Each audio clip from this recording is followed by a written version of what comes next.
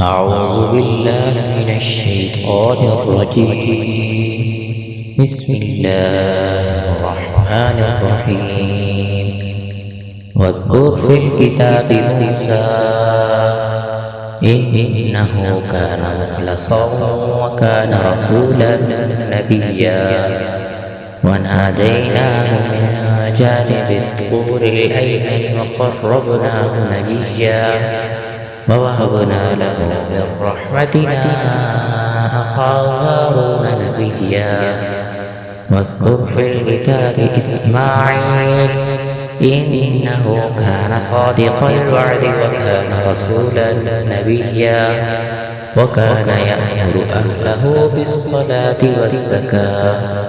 وكان عند ربه مرضيا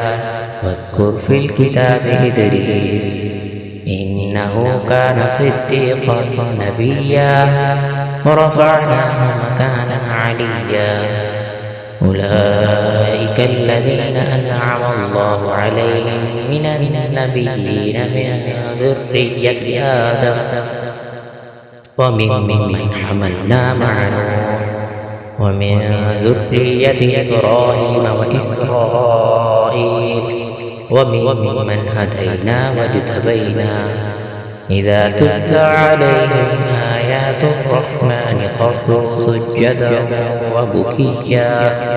فخلف من بعدهم خلف أضاعوا الصلاة واتبعوا الشهوات فسوف يلقون غيا إلا من تاب وآمن وعمل صالحا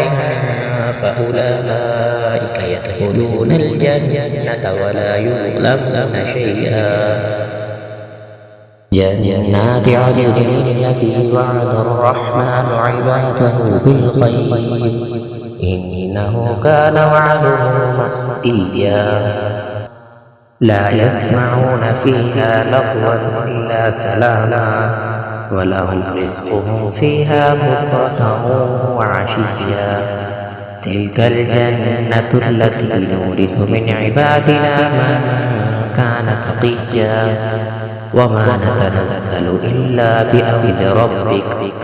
له ما بين أيدينا وما خلفنا وما بين ذلك وما كان ربك نسيا رب السماوات والأرض وما بينهما فاعبده واصطبر لعبادته هل تعلم له سميا